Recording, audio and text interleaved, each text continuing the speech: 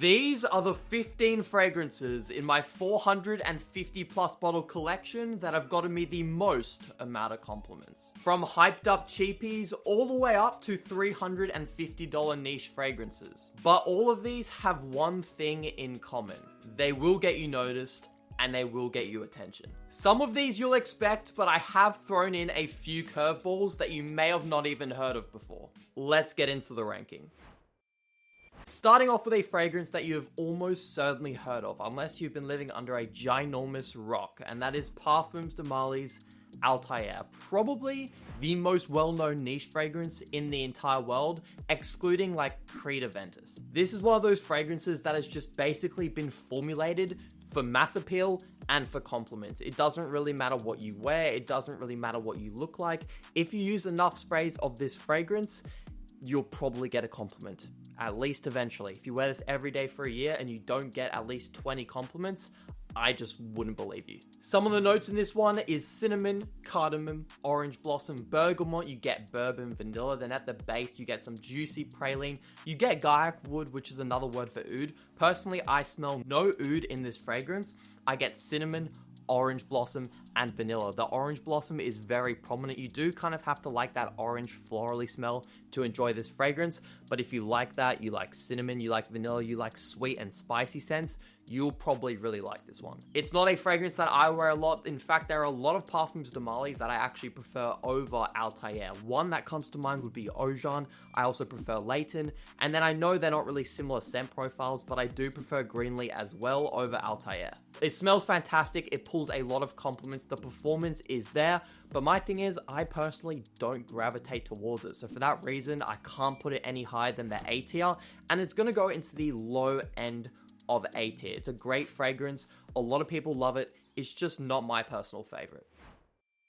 I can't make a fragrance list talking about the most complimented colognes of all time without at least mentioning Dior Sauvage. My personal favorite is the EDP version. In fact, I don't think I've ever owned a different version of Sauvage that isn't the EDP. I think it's the best of both worlds. You still get the fresh, classic kind of fuckboy fragrance that the EDT has, but then you still get a little bit more maturity, kind of like what the Parfum has.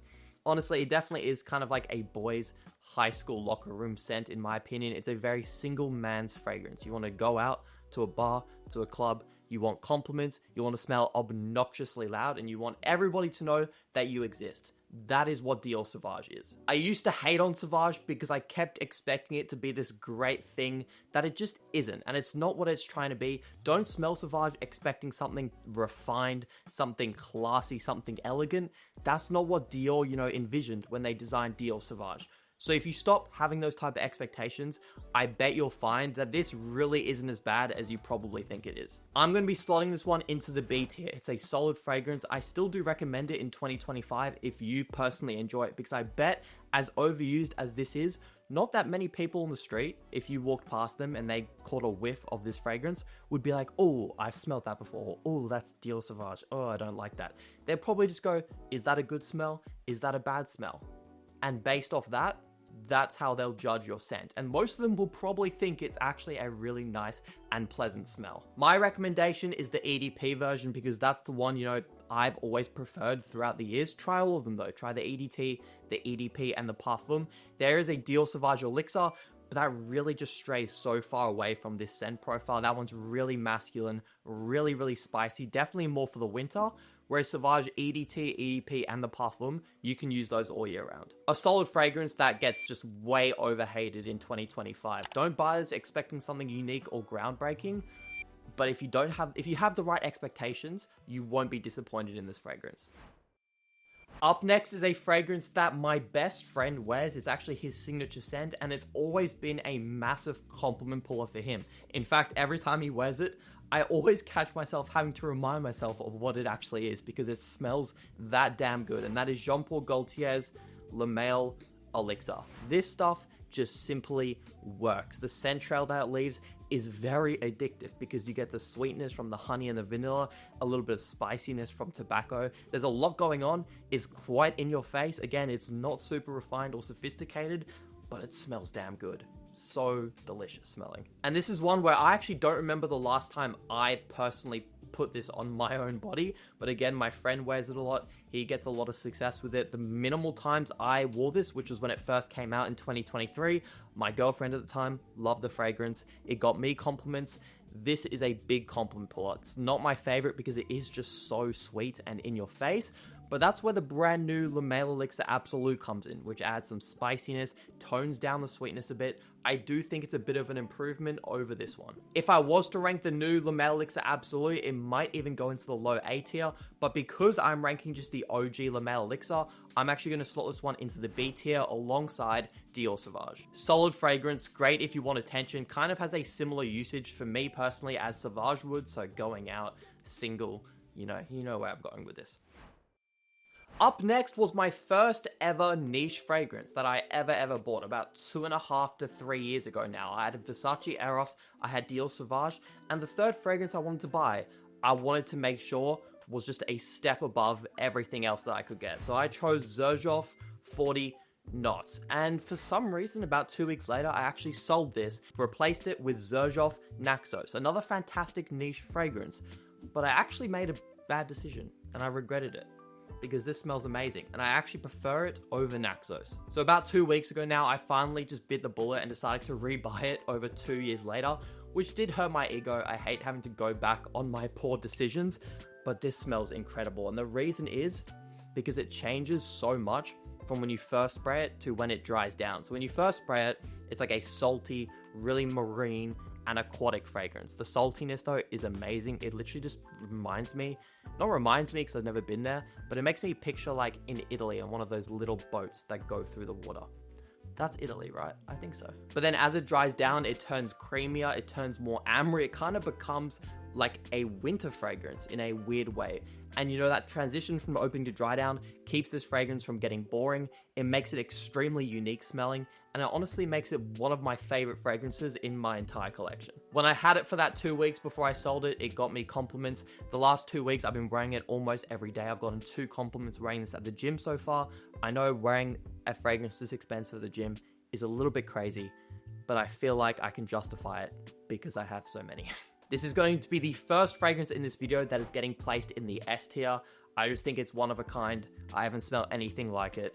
It's not going to be for everyone. Make sure you sample it first. But if you can appreciate, quite complex scents that change from opening to dry down, you like more salty aquatic scents, please give this a try. I do think it is probably, I don't know if it's the best Xerjoff fragrance ever made, but it's at least in their top 3. Up next is the most complimented fragrance in my entire collection. Still, to this day, it gets me more compliments than any niche fragrance I will ever show you ever.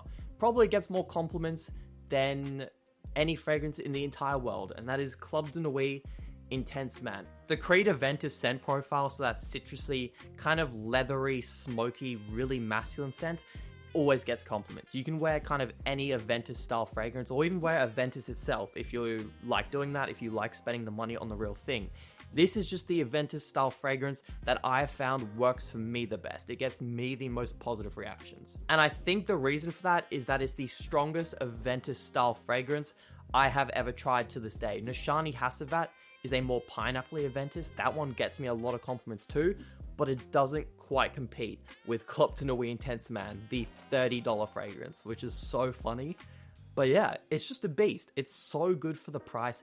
Yes, the opening is very, very harsh. That first 10 minutes can be quite brutal for a lot of people, and it makes them think they've made, a terrible blind buy decision by purchasing this and then realizing, oh, the first 10 minutes is so bad. But just give it 10 minutes. And it really does transform pretty dang close to the old batches of Creed Aventus. I'm going to be putting this one in the high A tier. There are versions of Club de Nuit Intense Man that smell like an S tier fragrance because they completely smooth out the opening. But then again, those ones are priced a little bit higher. If they release a Club de Nuit Intense Man at this price point with a smoother opening, it could be S tier. But for now, it's going to be in the A tier. Most of my most complimented fragrances ever, and the ones that get me the best reactions, are typically designer scents, because those have been formulated to be as mass appealing and easy to like as possible. But this niche fragrance here does get me a ton of compliments. Ex Nihilo's Blue Talisman. As you can see, yeah, we've been using it a lot. But actually, the more I wear it, the more I like it less, which is kind of sad. I don't know, it's been giving me a headache recently.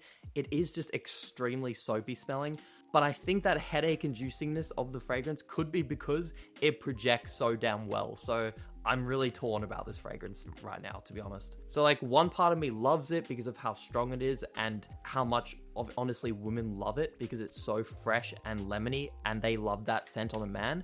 But then a part of me hates it because it is so projection heavy and so soapy, which can give you a headache. I don't know how I feel about this. Honestly, I'm still making up my mind.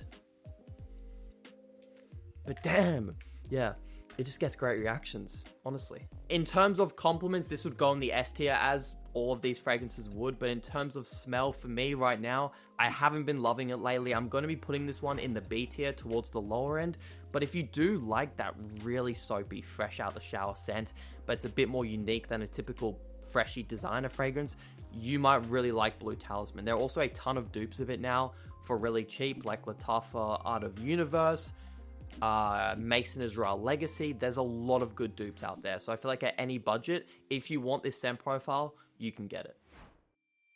If you want compliments, if you want attention from family, friends, or random strangers, pretty much any fragrance from the Valentino Born in Roma line will do the trick. But if you want the most powerful one, if you want the one that will get the most compliments, Extradose is that guy. This came out this year, and when I first smelt it, I was honestly so impressed because I was worried, you know, they weren't going to do anything fun or special with it. And although they didn't really stray too far away from the Born in Roma Intense scent profile, they made it nuclear.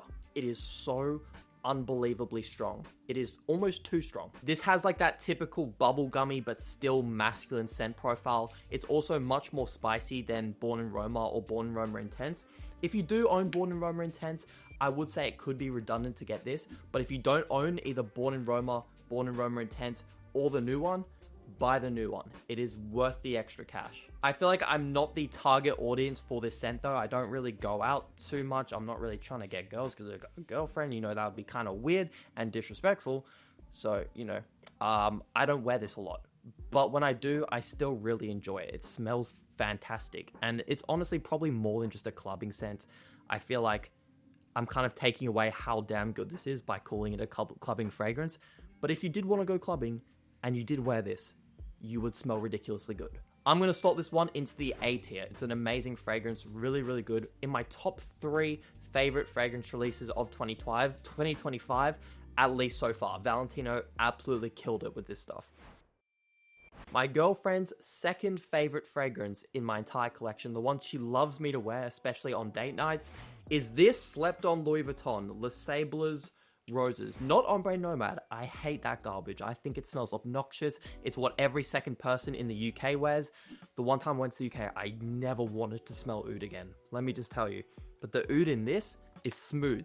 It's not obnoxious. It's not at the forefront. Rose and saffron is at the forefront, and together it smells so classy. And yes, I do think men can wear this. I think it's marketed as either women's or unisex, but honestly, anything with oud in it usually can be pulled off by a man. Again, this is just classy. It smells sexy. You're going to smell expensive wearing this. I do think it's better if you make sure you're dressed up and, you know, the occasion suits, because this one would definitely smell kind of out of place if you were just wearing like shirt, shorts, and going to like the beach or something. Please don't do that and wear this.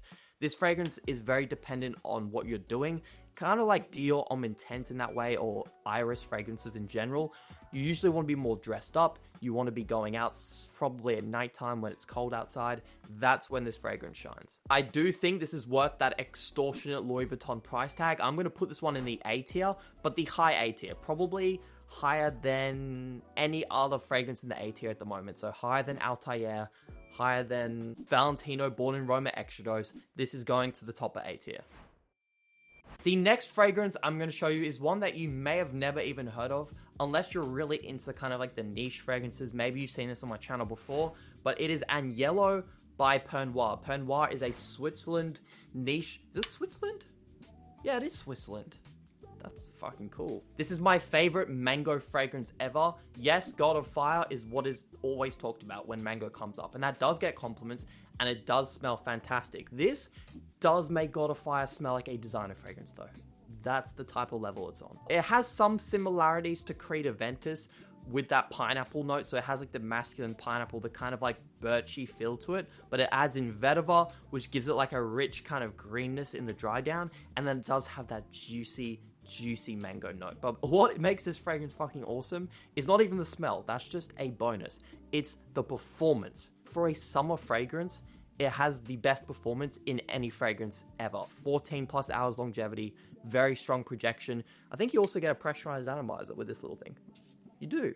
It's like a cute pressurized. It just smells so realistic and high quality. Like, I can smell every note in this fragrance. You can smell the pineapple. You can smell the mango. You get the grassiness from the vetiver. Incredible. Every person I've shown this fragrance who are into fragrances has loved it. And they've realized that they need to fucking get onto this brand. If you couldn't already tell from how much I've been talking about this stuff and how highly I talk about it, it's going into the S tier. It is competing with the best of the best. Easily S tier for me.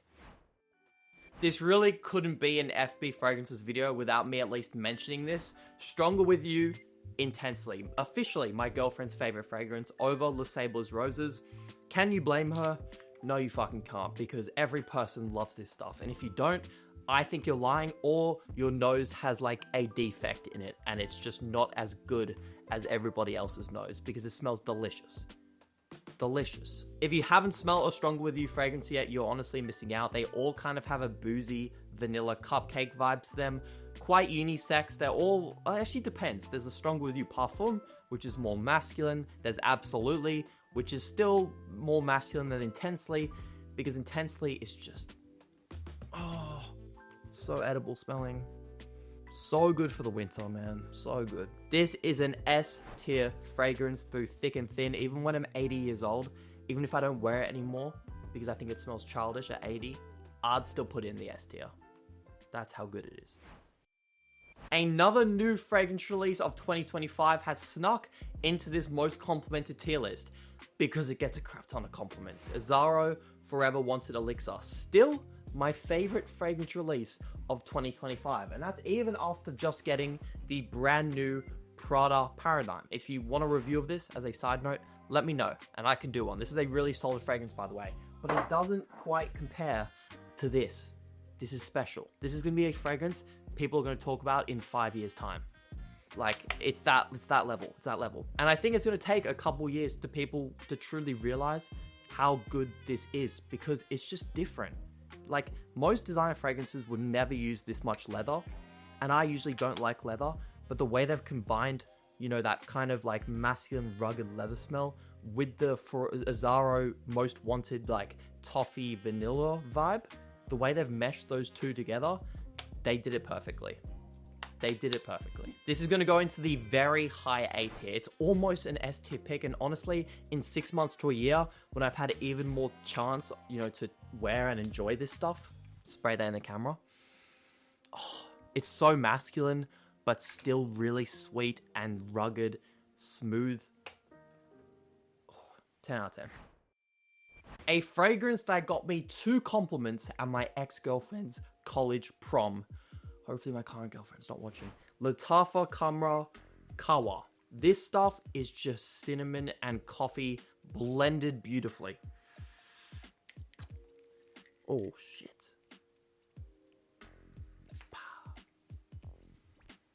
This does not smell like a $30 cologne. I don't understand how Lattafa did it. Like, this doesn't give any hints that it's a cheap fragrance. Honestly, you could blindfold random people that know nothing about perfume or nothing about Lattafa. There is no way any of them are guessing that this fragrance costs under $150.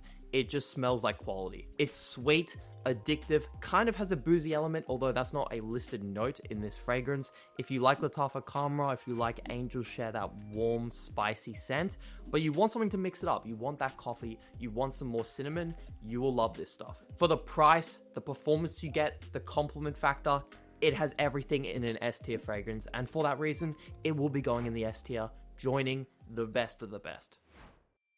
You may have noticed that there aren't that many niche fragrances in this 15 fragrance list, and the reason for that is because most of them, despite me wearing more niche fragrances now than any other kind of fragrance, they just don't have the formula for compliments.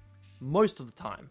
Nishane Ani is one big giant exception to that rule. This is a super delicious airy vanilla fragrance that has some spices. It has really nice bergamot. I can't believe it. For almost a year, I didn't like this fragrance because for some reason in my mind, it reminded me too much of Creed Aventus. And then I realized I was being an idiot, and I don't really pick up any Creed Aventus similarities anymore. I just pick up on a whole bunch of masculine spiced vanilla, but it's not heavy on your skin. It's not a gourmand. It's light enough where you can use this pretty much all year round. It also changes like 3 times throughout its 8-hour longevity. I've never seen anything like it. Remember when I talked about Xerjoff 40 knots changing twice? This changes at least 3 times. It's so complex. It just brings you along for the ride. It's worth every penny, and I don't think there are really any good dupes of it to my knowledge, so spend the freaking money on it. This one will also be going in the S tier. I have no other choice. It feels like I've been putting a lot of fragrances in the S tier recently, but it just is an S tier. It would be a disservice to this for me to lie to myself and to you guys and put this anything below the S tier. Speaking of niche fragrances that get compliments, Kilian Smoking Hot. It's been a hot minute, no pun intended, since I last spoke about this, and the reason I bought this in the first place is because I went to London for the first time and I walked past this shisha joint, and you know, they were smoking their tobacco pipes and they had a really strong apple flavor, and it completely reminded me of the fact that just 2 days before I stumbled across that shisha joint, Kilian had released a fragrance based off the smell of apple shisha. So there I am walking past the shisha place. I'm like, that smells incredible. Boom, I get the idea I should walk up to Harrods 10 minutes down the road and buy this. So that's exactly what I did, and you know, for the rest of that trip I got 2 compliments with this fragrance. Since then though, I never really wore it because here in Australia, it is hard to find a time where it is cool enough, where you're dressed up enough to kind of justify wearing something so spicy, so rich and resonant. But it is an amazing fragrance. It is extremely unique. I haven't smelled anything like it to this day. Kilian did a great job, and you know, it's a shame that it's probably just not for me, but it gets compliments. It's strong. It's a good scent. It's worth talking about. I should talk about it more. With all that being said, I can't put this any higher than the B tier just for the fact that I hardly wear it anymore. Although I do think it is unique. I do think it has a compliment factor, despite it being, you know, so unique smelling, which is great. It's a B tier fragrance for me. For some of you, it's S tier. For some of you, it's probably D tier, but it's B tier for me. The final fragrance to rank, the one that has gotten me so many compliments in the past 3 years, is Rasasi Hawas and Hawas Ice. I'm holding Hawas Ice right now because I can't find my bottle of the original Hawas. It might be upstairs somewhere. I don't remember the last time I wore the OG because Hawas Ice somehow improved the original fragrance, which was already amazing, by the way. Hawas Ice, as the name suggests, added in like this kind of cooling effect to the scent, and they did that by adding in like a mintiness and also by turning down the sweetness. Like, it's still a fun, sweet, fruity, fresh fragrance. It's just toned down a bit, and that is exactly why I like it so much. Because now that I'm more sophisticated, more adults and stuff, I want to be wearing this, not the original one. It gets a ton of compliments. It's a great fragrance. I'm going to rank Hawas Ice in the A tier, and I'm going to put the original Hawas in the B tier. I think, you know, back in the day when the original Hawas was at its strongest, it was at its cheapest price. That one could be at the A tier as well. But today in 2025, I would go with Hawas Ice over the original Hawas. That is going to wrap up this video on ranking my 15 most complimented fragrances into the ultimate tier list. This is what the final tier list looks like. Let me know in the comments if you disagree, if you agree because you have good taste. Like and subscribe for good taste, and I'll catch you guys in the next video.